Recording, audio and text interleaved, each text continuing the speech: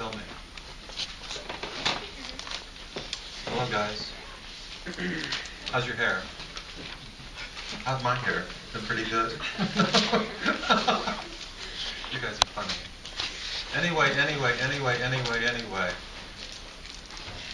The theme of today's lecture is, I wrote it on the blackboard up here, 3 words. You're not going to understand what they are, but I'll explain it to you. The bloody punishment is the theme.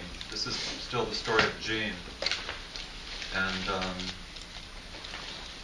my friend Stuart Perlman, many of you know his writings because you've taken the trouble to watch or to look at the papers of his that are on the cool questions of the week. The one on sexual relations between patients and therapists, the other one on the screaming woman from hell that almost destroyed his clinical practice, okay? But I haven't talked too much about him, but he's a very deeply experienced, wonderful guy who's given more of his life than he should have to the treatment of massive trauma victims in childhood, survivors of profound trauma in early life, most often including sexual violations and so on.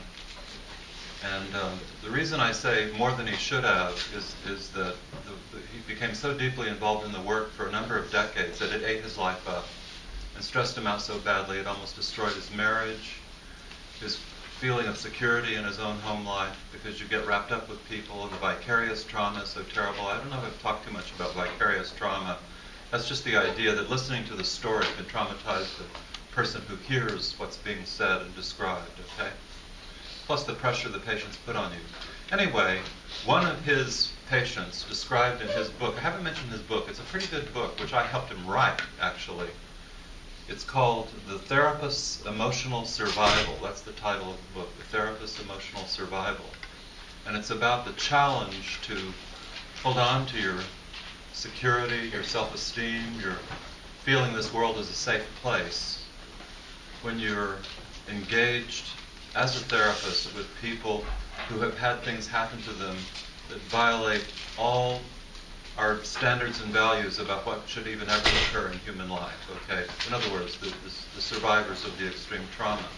One of his patients, a story about whom I've actually mentioned in this class briefly, although you have no reason to remember it now maybe, a multiple, like Jean, like Sybil, like so many others that have been put through the ringer with events that are more than they can really handle, so they dissociate and all this. Anyway, one of his patients, written up in his book extensively, and her art is also shown in the book. She was a young woman when he began working with her. He worked with her for, God knows, 2 decades, maybe 20 years, something like that, who, among other things, was raped horribly by her father, who was a post-traumatic Vietnam vet, who would start thinking he was back with the Viet Cong in his home in his drunken states, and he put the barrel of a pistol up into her vagina and played Russian roulette with her and told her she was going to die. And it was that kind of extreme trauma was taking place. Anyway, that patient came up with a phrase, the bloody punishment, to describe the long period of the therapy that she had with Stuart that included the remembering of what had taken place, all the flashbacks and the bad dreams and the reenactments and just the re-experiencings of the horror that had been survived previously by dissociation, becoming somebody it didn't happen to. But you are someone it did happen to. And all the chickens finally come home to roost, and when they do, it's hell. And her description of that hell is the term the bloody punishment. So it occurred to me that you could really describe the therapy of multiplicity, multiple personality, dissociative identity disorder, as always including like 3 basic stages. And Jean's an example of this. Stage 1 would be the kind of preliminary skirmishing that they do, testing you and looking to see if you're a safe person in relation to whom the past can come alive again, because the past has not been allowed to come alive. And were it to come alive in the absence of someone who makes it safe, it would be death. Suicide would have to occur, or some other form of violence that would lead to death. So the patients they're not doing it consciously, they're not doing it deliberately and rationally, but it's as if they're testing you out. And Jean was testing me out. In retrospect, it's quite clear to me. When she came up to me after the first lecture I gave about ESP, said, I have a little something to tell you might be interested. Men such as yourself would be interested in. I fly out of my body and I go to the Ukraine and I go to the mausoleums and I talk to ghosts. That was the beginning. Okay, she's opening up, her world is kind of opening up a track. And what's George's response to that going to be? And my response was very receptive, encouraging of her to come back some more. I didn't think of her as a patient, I just thought of her as a strange, interesting person with strange, interesting phenomena going on that were worthy of discussing. That's all. And so that opening had occurred, and it continued and continued. We exchanged books. It runs through my mind, by the way, in relation to her trauma with the trauma that produced Abraham. If you guys remember last time you were here, I talked about when she was closed out of access to the literature of Judaism, the Talmud in particular, by her parents, because she wanted to be a rabbi, and they disapproved of the idea of a woman being a rabbi. All these fascinating books that she had begun to read at the age of 3.5 years suddenly were inaccessible to her. They put them in the attic. She couldn't get up there to get at them. Unlike that, when she came to me, started talking about out-of-body experiences, I started flooding her with all my library books about Eastern thought and astral projection and all this. And a whole important dimension of our relationship was shared readings of one another's works. And it's kind of the opposite of what happened to Abraham. I wouldn't have thought of that at the time. I was just being friendly. But looking back on it, I could say that I was demonstrating again and again without realizing I was doing so, that I was not the parents, not the parents, not the parents. I was opposite to them.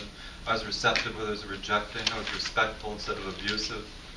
Okay, I had flesh instead of being a ghost. I was also demonstrating I was not a ghost. I didn't realize that. That came a little bit later. Anyway, bloody punishment. So Pandora's box finally began to open, didn't it? And it took like 1.5 years to really get there before it became clear that she was a multiple and she had these vast traumas. I knew there was trauma and abuse in her history, but I had no understanding at all of its scope, its magnitude, until the process began. A little girl revealed what had taken place at what we came to much later know as the bris, the atrocious attack upon an infant's body, embedded in a series of events making a context of relentless abuse in her childhood. So there's all of that. But all hell broke loose. And so then you have the bloody punishment. And the bloody punishment is bloody in multiple ways. It virtually always occurs in working therapeutically with people this badly traumatized. It's bloody, first of all, usually quite literally, in the sense that the patients cut themselves, often in the presence of the therapist, and bleed all over the place. It's a common thing to have letters that they have written in their own blood. It's very disturbing to the therapist to receive a letter written in the patient's own blood. Jean sent me one. Stuart's patient, who came up with this term, wrote multiple letters in blood. He's had other patients that did that too. It's very hard for a therapist to receive that and not get extremely upset. You have to manage your upset. So it's bloody metaphorically for the therapist. You feel violated by the stories that are happening and by the behavior that is being shown there. The bloody punishment is a period of the therapy that is extremely painful for both people involved. It's painful for the patient because he or she is facing what happened as it has never been faced before, because it couldn't be, because it would be death to face it. But now it's finally become safe to face it because somebody's there, somebody's with you. It's painful for the therapist because you just can't stand listening to these things that are so terrible. But it's not just that. It's also painful for the therapist because part of the bloody punishment phase is going to include prolonged, repeating episodes in which the patient confuses the therapist with the perpetrators of the trauma.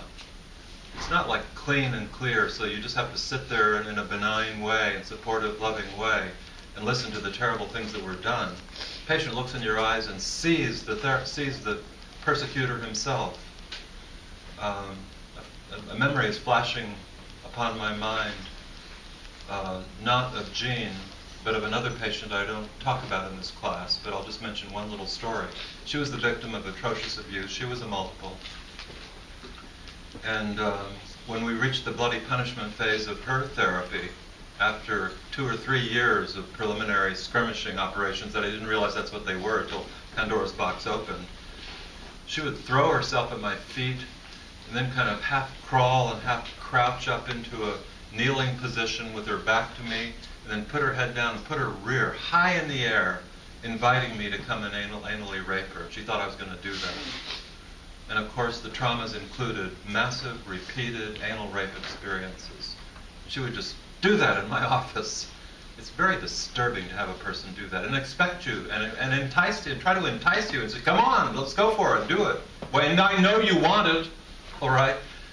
But she's mixing up at that moment her experience of me and her experience of the original trauma, which has never been really processed and dealt with and really even felt in its full magnitude. It's coming back. It's a memory coming back. But it's horrible to live through these things, and it just gets you so upset. Oh my God! And the only thing to do with it is obviously not act upon anything like that, but to flow with it and help her see that she's in the midst of a memory.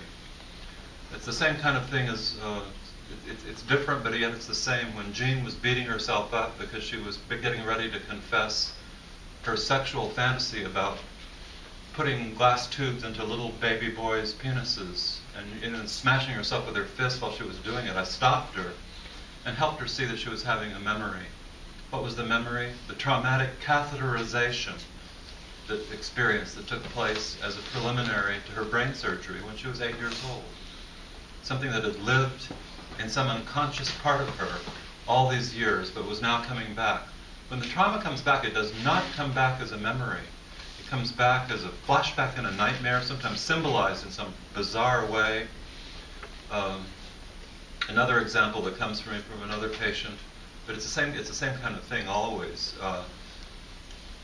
I had a patient once again brutalized as a child, and she had recurring nightmares that appeared at a certain point of her therapy that a gigantic black stallion had come into her front yard in her home where she lived, and she had a beloved dog, like just a great big beautiful dog that she loved above all others. It was in the front yard when the stallion came in, and the stallion would raise up and smash and stomp to death the dog over and over and over again. Now there was no attack on a dog had taken place in her history by a horse, but an attack on her had taken place in her history, and the dog symbolized the part of her that felt destroyed in the midst of the attacks that included rapes and other forms of sadistic violence that were just so awful. So the bloody punishment has all this in it. I wrote a bunch of words on the board. Let me see what they are. Flashbacks, where you feel you're back in time. It's as if time travel has occurred, and you might be 40 years old or 50 years old even, but suddenly you're not. You're 3 or you're 6 or you're 9 when something happened. And you hallucinate the presence of the perpetrator. You think he's there. You think he's outside the door. The perpetrator may in physical reality be dead. He might have died of old age or died of an accident or killed himself or something. But when you're dealing in the realm of the unconsciousness of dissociation, it's as if time doesn't operate anymore. So the people that are long dead in physical time are alive in psychological, emotional time, and they might pounce out of anywhere upon you. And in fact, they might be disguised as your therapist, who's ready to pounce and anally rape you, okay? If you understand trauma, and you really understand how it gets enacted and you get confused, you can bear with experiences like this. They're not so bad, because you kind of know it's about memory. But if you don't understand trauma, and suddenly your patient is accusing you of being a rapist, it just is unbearable. You feel so assaulted, you can't stand it. So it really is very important to have a deep knowledge of how this works. Then you can kind of roll with it, and you realize that if you don't enact with her or him, and just stay with the experience, it will eventually transmute into a memory of something horrific that happened and be held as a memory. And then there's freedom then. that can eventually be achieved. It just becomes just a memory of something terrible that happened, instead of something so bad that you can't even let yourself ever have the full experience of it, so it haunts you and holds you captive. So I have flashbacks, reenactments, horrific body memories. Another really common form, I would say universal form of the early stages in the recovery of previously dissociated traumatic memories is your body sensations just suddenly are there. The actual physical, physiological sensations that a child had to have in the midst of what happened to her. Another example would be still another patient of mine who was orally raped as a child, again and again and again, by a horrible sadistic relative.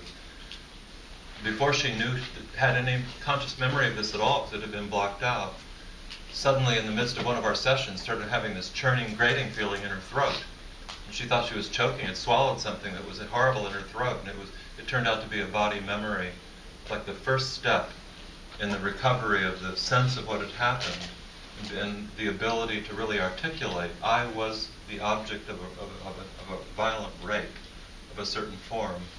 The first step in her development of that ability to think of it that way was just in this pure body memory. She also had she'd had anal pain, and suddenly it would just knock her flat, frightened that she had anal cancer or something, or colon cancer, eating up her whole system, but it wasn't. It was body memories all over the place. Okay, so it's real common to see that. If you understand that, you kind of flow with that too and help the person try to remember the context in which the sensation belongs. It's almost like the trauma is broken down into pieces, and one piece will be the body sensations, another piece will be the visual images, another piece might be the fear that you might have felt. There may be other pieces, and then these pieces recur one at a time, and they get put together, synthesized into whole memories, and then eventually you can kind of move on and go, just say something terrible happened to me, and you know what it is, and you don't have to dwell on it or be held captive to it. What else do I have written there? Recurrent intense suicidality. I have never seen or heard of a case of multiplicity that was not accompanied by the extreme danger of suicide. And if you think about it, it's obvious why that would be. The dissociations of trauma that take place protect the child and protect his or her development from unbearable, unlivable experiences, basically. So when the floodgates open and Pandora's box, the top comes off, you're suddenly in the midst of these unbearable experiences that would have killed you or would have induced your suicide. As you know, when an unbearable situation where there's no way out, there's always one way out: suicide. I've come to that formulation, not unique to me, obviously, in the chapter on suicide and abyss of madness. But as the shit hits the fan, and the box opens, and the traumatic memories begin to flood the person, it makes them want to die. And the only thing often that keeps them alive is the bond to the therapist. So anytime something threatens that bond, that makes the patient feel he or she will lose the connection to the therapist, then the only other answer is suicide. But the traumas of the patient's past have included emotional desertion experiences over and over again, abandonment experiences by mother, by father, by this one or that one, by the perpetrator himself, who maybe on the one hand attacks, but on the other hand abandons the child. So there are going to be repercussions of that in the relationship. And so there will be moments when the patient feels abandoned by the therapist. And the answer is suicide. So the danger of suicide is very, very great. But my experience has also been, as long as the therapist stays in there, sees what's at stake, how terrible the experience is that's unfolding, and knows why death is so appealing, and says these things to the patient. I see why death is so appealing. I see, as we were standing on the pier last night, the ocean was so black and dark, but it looked inviting, didn't it? It looked like it was a gateway to peace, a gateway to final rest. Okay, of course you wanted to go into it. You're not to go into it, but I see why you did. It's a pathway to get away from the terrible things that have happened. As long as somebody's there to sort of be with you in these moments of crisis and desperation, and you can put it into words and say, yes, I did feel these things, the actual concrete danger of suicide is much, much less.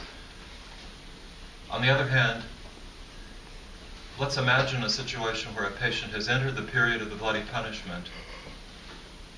Box is open, they're flooded by unbearable experiences, and the therapist freaks out and abandons the patient. She says, I can't see you anymore, I can't stand this anymore, good luck, you'll need it, but get the hell out of my life. That night, the person goes to the beach, goes to the pier, they go in the water, probably, because the door would have been opened, everything, but there's no survival because there's no connection. So the therapist's job is to hold on to the connection, to protect it. Every time the patient feels it's destroyed, and they will feel it's destroyed again and again and again, because every connection they've ever had has been destroyed. So it has to be repeated in the relationship. But each time you come back to it, you figure out what happened, you provide the reassurance that the connection is not destroyed, you get through to the next stage of what it is. So suicide is always there. I'll talk a little bit about how Jean did this with me. What else do I have? Experience of therapist as, the savior that did not come. The therapist gets confused with the perpetrator. So the anal rapist, it's so weird to be construed as an anal rapist, but there it is. You love it. You love it. You know, this is what is said. It's amazing. Somebody did love it in a horrible, sadistic sort of way. So you live with that and you flow with that. The opposite of that, though, is that generally there will have been fantasies, kind of desperate images of somebody coming to save the child who never came, really. But then maybe God is pictured as finally intervening and putting a stop to it. Or a kind of idealized parent that was never known is pictured like an angel. And so the therapist becomes that angel. You are that angel. But then you're not, but on the other hand, you're not an angel, because you can't protect the child that was from the attacks that were. They're there, and they're rerunning in real time now, in Technicolor, Sense-Around. It's like you're in the middle of it, and it's a helpless feeling you have, because you want to save the child. Here's a fantasy that has come to me many, many times. What I want to do is invent a time machine. And so, and then I've got these black kind of Apache helicopters, and I want to dress up in ninja suits and stuff like that. Time-traveling helicopters. So when I hear about these terrible things that happened long ago that are being relived right now, I want to hop in my time-traveling helicopter and negotiate my way back through the space-time continuum to that time, land in the front yard, jump out with my swords, my knives, my guns, my ninja suit, and, take that pistol out of that little girl's vagina. What the hell are you doing? Whack, whack, whack, whack, whack. And save the person. That's the fantasy of the therapist. You want to do it, but you can't, because you're up against the past. It happened, and it's happening again now. So there's a helpless feeling you get that you have to live with that. And I'm a person who just wants to save everybody and rescue everybody, but working with trauma victims, you realize you can't save them. Possibly you can save their lives. You can help them survive the onslaught of the memories in a way that does not lead to a suicide. So in that sense, you save them. But you can't save them from the agony, which is indescribable, and it has been lost in the dissociation, okay? Let me go back to my story about Jean's enactments and so on and so on and so on. The bloody punishment period was so difficult.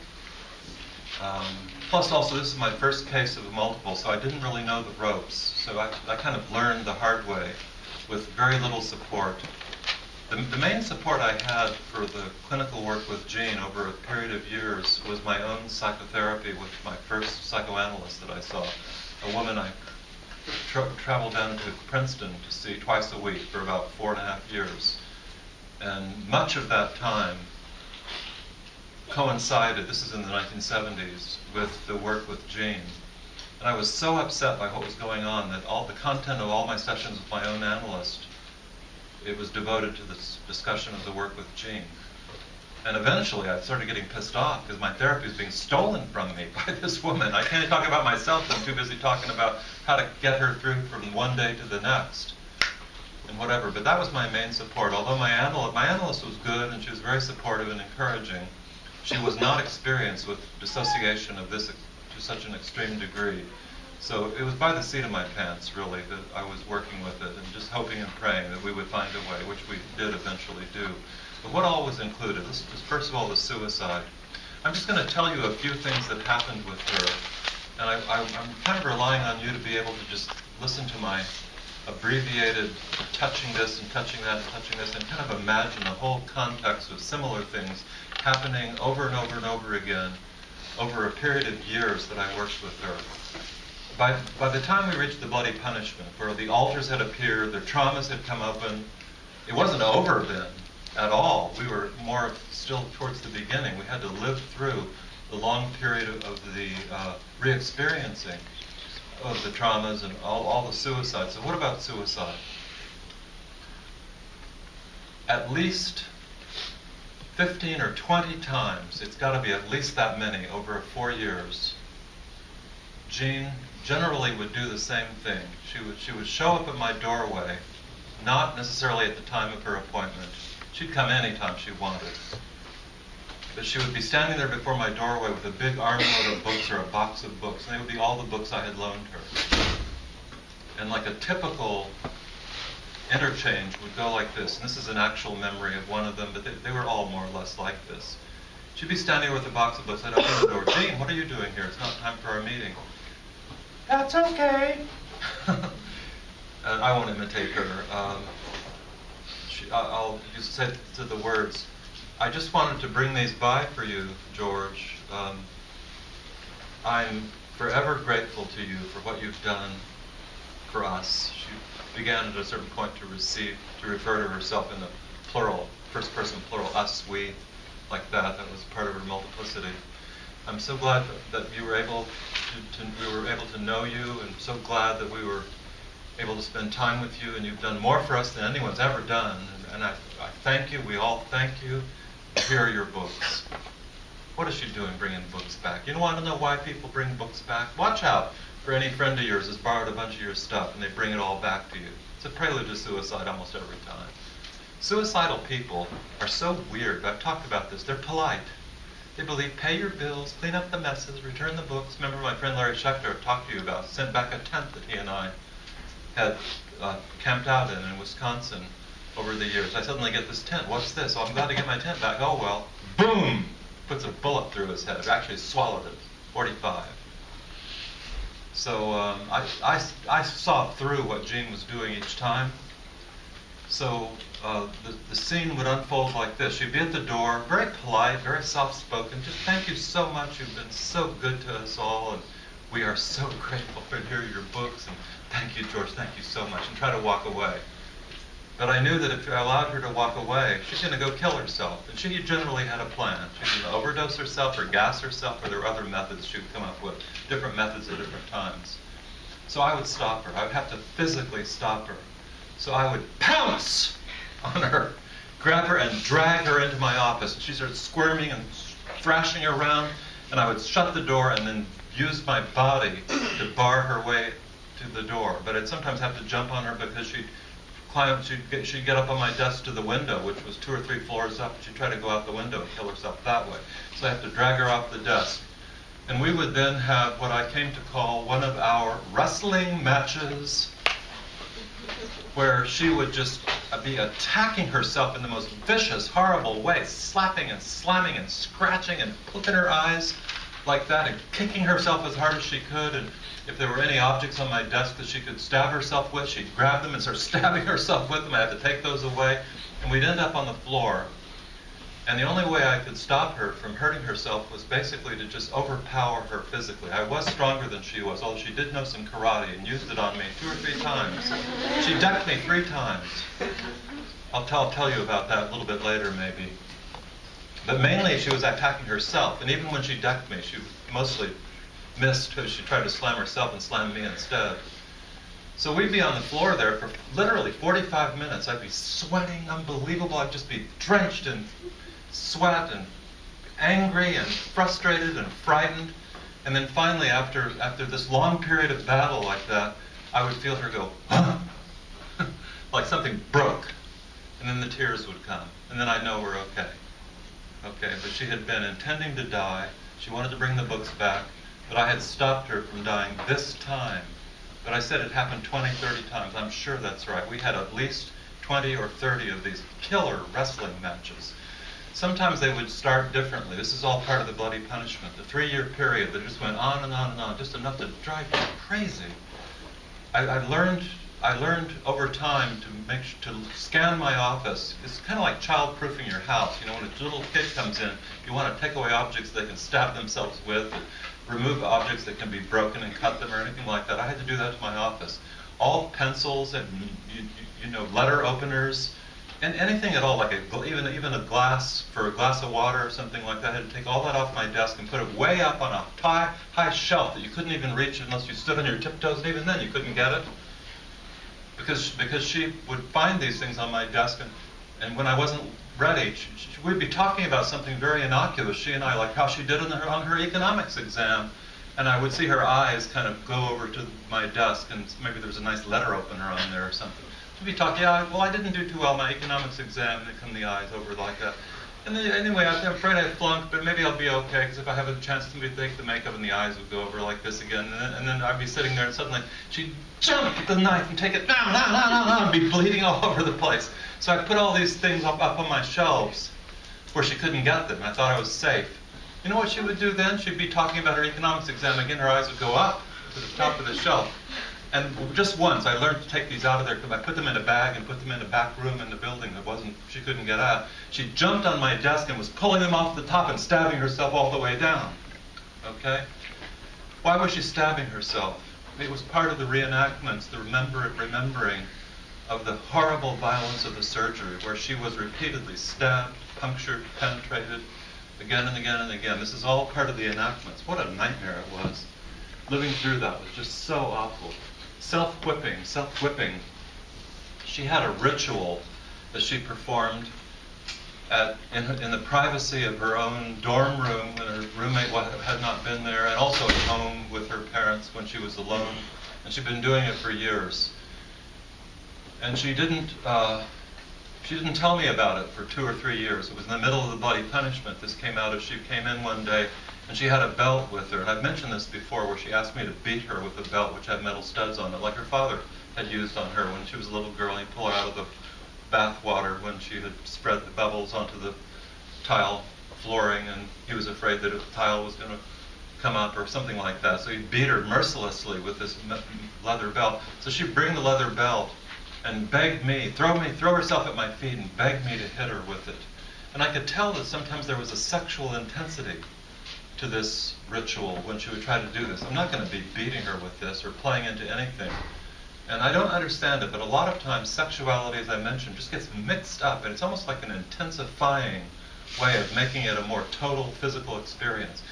But we got past finally her attempt to engage me in the enactment, and more the memories of what it was about and what she was doing in the privacy of her own solitude. And she had to smash herself before she would tell me anything she was terribly ashamed of. She would attack herself with her hands and scratch herself in fists, and I'd have to jump on her and put my arms around her and hold her and restrain her from doing this. But it finally came out that she had a kind of masturbation ritual, if you want to call it that, where she would take her clothes off by herself. She confessed this to me, that she was doing this, and thought she was an evil, sick, disgusting, sexual bitch for being this way and should die. And she would stand before her mirror, naked, but she had this belt with metal studs on it, just like the one her father had used on her as a child. She had zero insight. This is trauma memory. There's no insight into anything. You're just in the grip of an experience. And she showed me how she would do it. She would stand before the mirror, then she would slowly turn around so she could kind of see her back, so that the light would be on her back, and she was completely nude. She had the belt, and she'd first gently like whack, whack, and then slowly increase it, whack, whack, both the frequency and the intensity, till she was beating the hell out of herself, and big welts were appearing on her back. And what she found was she would get sexually charged by seeing the scene of her back being beaten by her own blows. And she would get a monster orgasm out of the whole thing, and then just kind of go weak. She'd climb into bed and wrap herself around a great big pillow she had and try to fall asleep. And she would say the following words as she held the pillow in her arms. And this is a quotation from her. "It's okay, honey. It's okay, honey, now. No more pain, no more pain. It's okay, honey." Like reassuring, loving words that are spoken, and kind of an illusion that she was holding and being held by somebody who cared about her as she passed off to sleep. Of course, she'd wake up later, find herself alone, and hate herself for having engaged in the whole thing.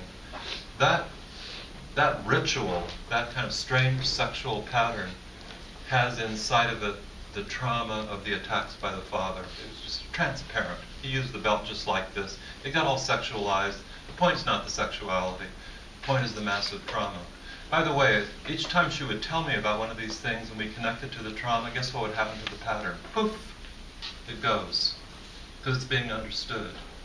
And that's another thing. It's kind of the most amazing, beautiful part of psychotherapy, when you find these strange patterns of behavior that afflict the person, make them feel ashamed, they want to kill themselves for having them, don't understand it, trace it to the trauma, the thing goes away, and a freedom takes its place. But there were so many, because there's so many different things that she did. So that was another one. What else did she do? The puncturing, I mentioned that already. She'd take needles and ballpoint pens and knives and just stab and puncture, puncture, puncture, puncture. Like once I had left a glass there, like a glass of water or something, on my desk, stupidly. And she had brought in her purse a concealed knife. I remember she pulled the glass down, drank the water. I thought she was getting a glass of water. Okay, have some water, honey. It's fine, no problem. She takes the knife out, whack!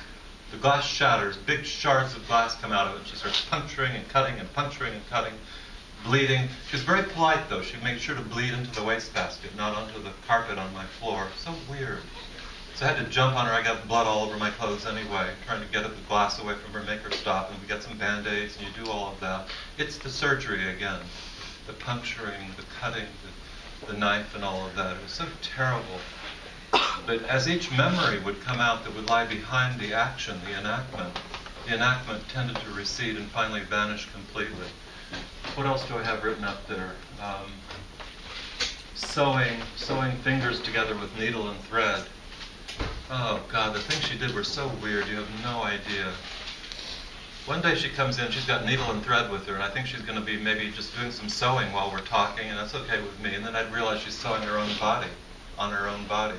She would take a needle and thread and puncture one of her fingers, and then pull out the thread like this, then puncture the next one, pull out the thread like this, and then the next one and the next one and the thumb, so that all the digits had, a puncture wound with thread being threaded across them all. And then she'd pull the thread, which would pull her fingers together, and then look at me like this.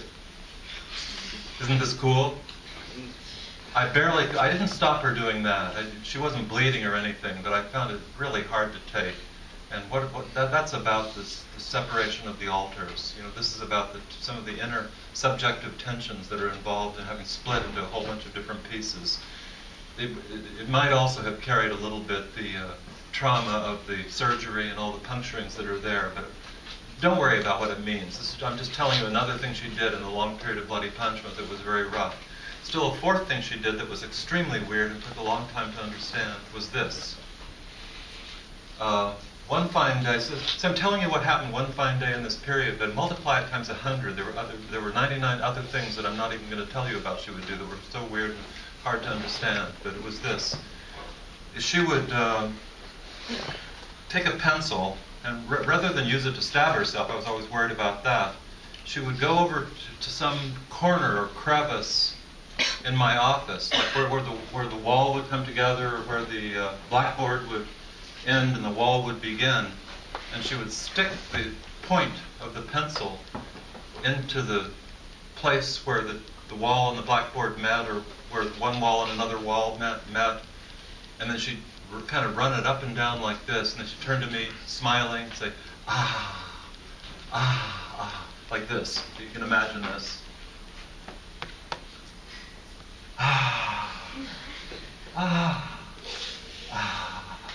So she'd be doing this and doing this and doing this, and so if there was a little hole in the wall or something like that, she'd stick it in the hole. Looked very sexual to me. Oh, what the heck is going on? You got the phallic pencil, and you got these holes and cracks and crevices and things in there. What the hell is this? I didn't know what to do with that. What do? You just live with it. She did this again and again and again and again. I just flowed with it, hoping that something would come out that would help me understand it.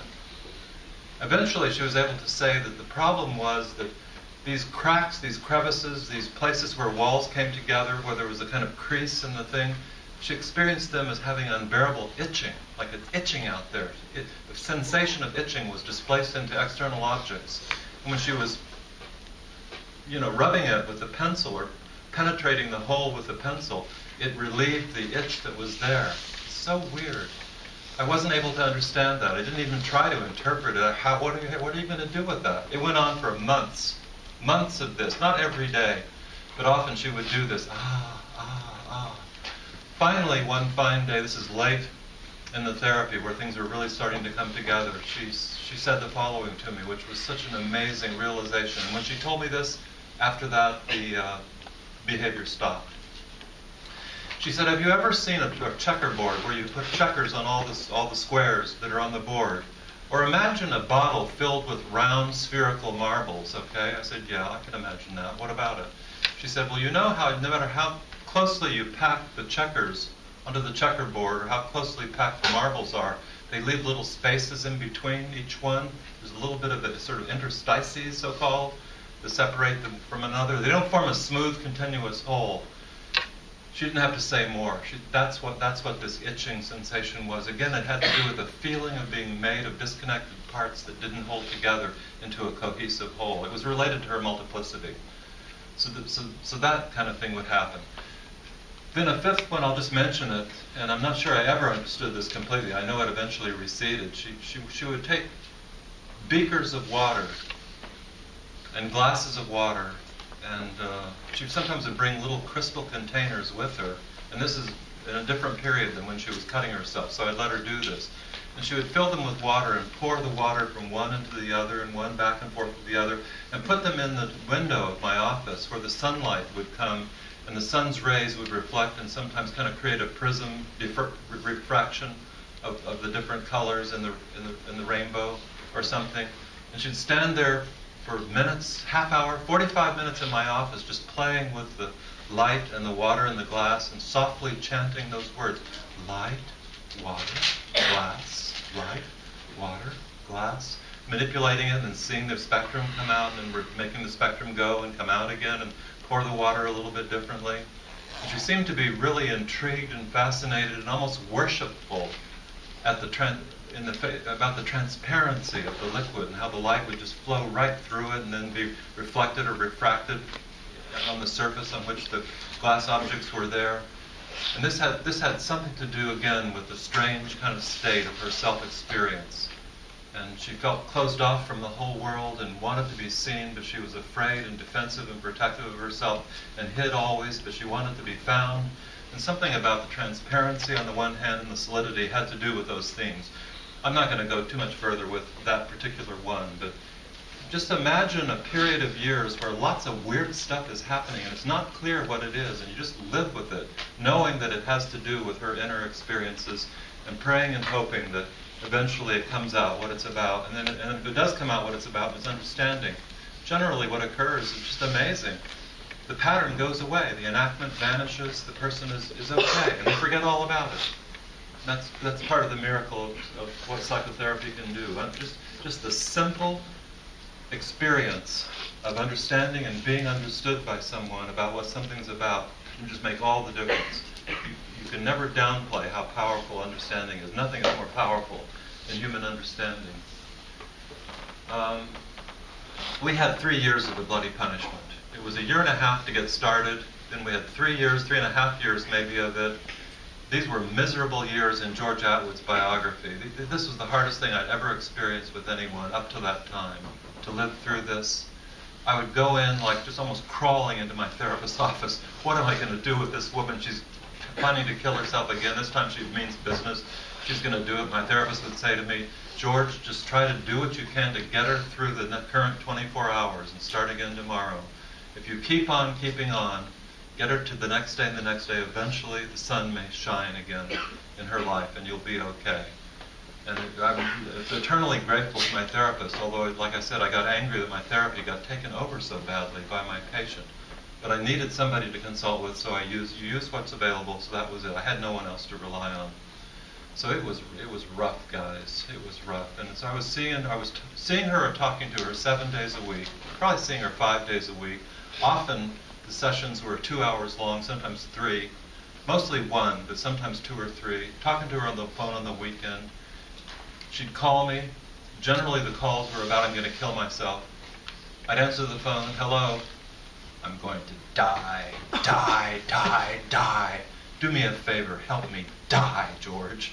I got so paranoid about the phone, I got so traumatized by my phone with these horrible messages. My phone didn't have a thing you could pull out the bottom to disconnect it, you know what I mean? So I could turn the volume down, but not completely, so I ended up burying my phone. I didn't want to pull it out of the wall completely. But she'd call 3 in the morning, die, die, die. So I buried it in my laundry bag with all my dirty clothes piled up on top so I wouldn't hear it. But you know, guess what? At 3 in the morning, ring, ring, ring, and I would hear it. I bound out of bed with my hair standing on end with another die, die, die, what it was going to be. And so it was just awful. Living with this was just so goddamn awful. Why did I ever go into this field? Why did I get involved with this person? Why am I some kind of weird masochist who just likes to have life be something he hates? It's the feeling of having your life taken over. And I came to the edge, and I did not go over that edge, but I know other people who are so traumatized by their patient. They cut the patient off. They sometimes drop out of the whole field of therapy itself. The whole thing has become so traumatizing. A friend of mine, a social worker, became post-traumatic so badly from these die, die, die messages, this same kind of thing, that she wasn't able to use the phone anymore for years, and she couldn't go near her computer or email. She'd open her email, and the patient will, in big red letters, die, die, die, die. There it would be again. You know, I want to disembowel myself. These kind of horrifying things. But what they are is again, I'm telling you the same thing. It's all derivative from a world of dissociated trauma, and you have to find a way to live through it. Now, there is a school of thought in my field that thinks there's a way to shortcut this. Maybe you haven't heard of this. There are methods that have been devised for vast trauma victims that purport to offer a pathway to help them recover dissociated memories in just a few short weeks and walk out unified and whole, good as new, and skipping the bloody punishment, like the years of die, die, die, and all the other kind of thing that you have to do. And so in a few instances, like in one of the hospitals in New York, I don't know if it's true anymore, there's a special program. You could sign yourself in there for $50,000. You spend 3 weeks, and they work real intensively with you during those 3 weeks. And they do various eye exercises with you that help to facilitate the recovery of memories. And they promise the sort of presto unification at the end of the 3 weeks. You walk out of there and you get to skip this whole bloody punishment. A therapist doesn't have to be taken to the edge of giving up his field. The patient doesn't have to be in this chronic suicidal state or enacting these terrible things and so on. I'm just going to tell you what I think of these programs. I think they're baloney. They're just complete garbage. One patient of mine went through such a program. She had $50,000 to her name. They took it all, pronounced her cured, but I saw what she was like after. She still had 11 personalities. She wasn't better at all. If anything, it was a little bit worse, is what it seemed like. I don't think there's a shortcut. I think there's only one way to go. You have to survive the bloody punishment.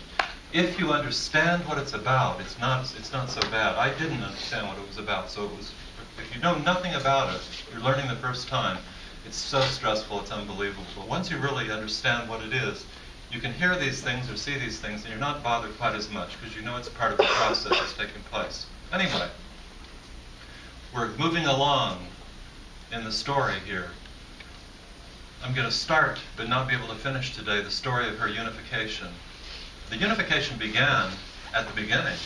when she opened the door to little girl, and little girl began to share a shared history with Jane number one.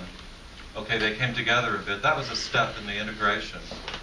But with the unification of multiple personalities, always a real slow process. 1 step forward, 5 steps back, 20 steps forward, 200 steps back. It's like this thing back and forth and back and forth.